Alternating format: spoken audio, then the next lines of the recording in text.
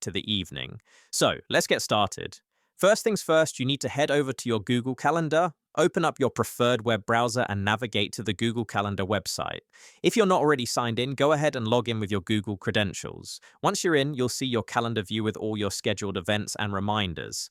Now take a look at the top right corner of the page. You should see a small gear icon. This is the settings menu where we'll make the changes needed to enable dark mode. Click on that gear icon and a drop-down menu will appear.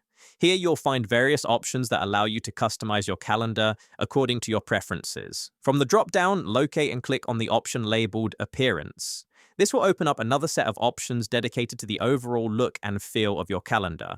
It's worth noting that this section is key to making your interface more visually appealing and personal. Within the appearance settings, you'll see the option for dark mode. It's simply labeled dark. Click on this option to switch your Google Calendar to dark mode. Instantly, the background and colors of your calendar will transition to deeper shades, giving you that sleek and modern look.